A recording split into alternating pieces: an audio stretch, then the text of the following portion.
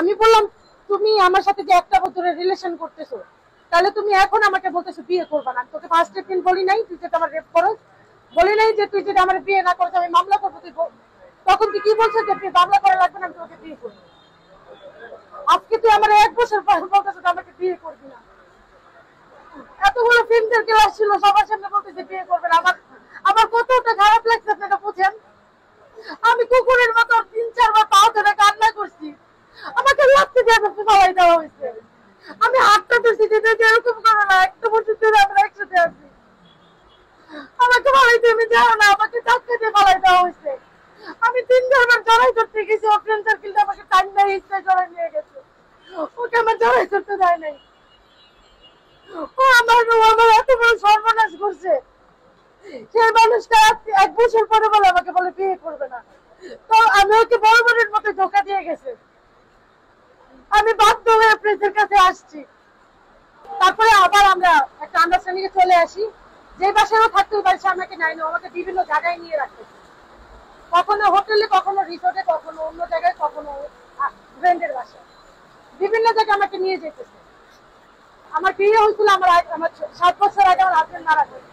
সেই প্রসঙ্গ আমরা না তুলি, উনি তো মারা গেছে। উনি আল্লাহ ওনাকে জান্নাতবাসী করুক, দোয়া করি, বেশ নসিব করে। আমাকে কল দেয়, বলতেছে যা হবার হয়েছে ভিডিওটা ডিলিট করো, আমরা আবার আন্ডারস্ট্যান্ডিং এ চলে আসি। আমি অনেক ভাইকে কল দিছি, ভাই ও আমার সাথে মিলে যেতে চাইতেছে, আপনার ভিডিওটা ডিলিট করে দেন। তারপরে হয়তো কেউ করছে, হয়তো বা কেউ করেনি। আমি বলতেছি বরাবরের মতোই যে তুমি যে আমাকে বিভিন্ন জায়গায় নিতেছো, চলো আমরা বিয়ে করি, একটা সংসার করি, একটা বাসা টাসা নিই। আমাকে টাইম নিতেছে বরাবরের মতো, এবারও টাইম নিতেছে। আমি কি করলাম, গত মাসে 26 তারিখে আমার সাথে মিট করতে আসে। আমি লোকজন জড়ো করি। কিভাবে জড়ো করি, বাইকে উঠানোর পরে আমরা লাঞ্চ করতে যাবো। আমি তখন বিয়ের কথা বলি, আমাকে বাইকের ভিতরে আমার মাইকে আমার গায়ে হাত তুলে বাইকের ভিতরে। তো এত বিয়ে করতেছ কেন, মানে অনেক কিছু বলে।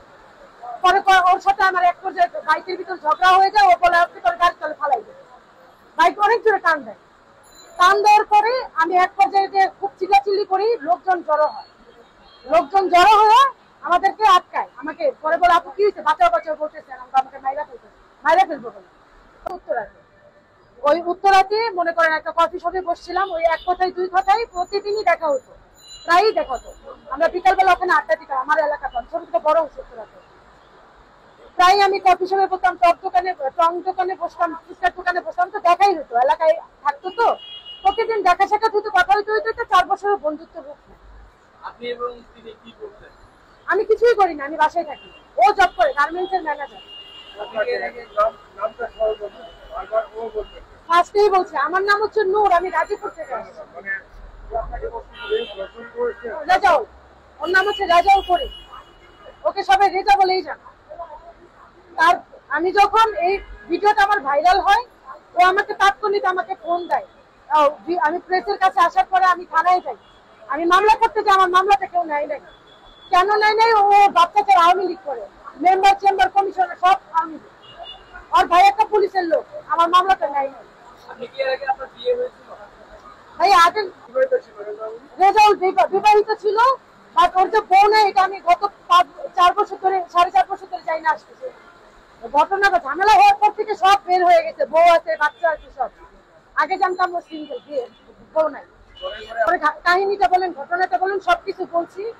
বলার পরে ছেলেরা বলতেছে আপনার গার্ডিয়ান ডাকেন, মেয়েরা আমার বলতেছে আপনার গার্ডিয়ান ডাকেন। আমার বাবা মা যায় নাই, আমার বড় আপু আসছে, ছোট মেয়েটা আসছে। ও 15-16টা ফ্রেন্ড সার্কেল আসছে, সবগুলো আমি। আসার পরে পরে সবার সামনে জিজ্ঞাসা করা হয়েছে আমাকে। পরে আমি বলছি আমি তো বিয়ের জন্যই প্রথম থেকে এই পর্যন্ত বিয়ের জন্যই চাপাচাপি করতেছি।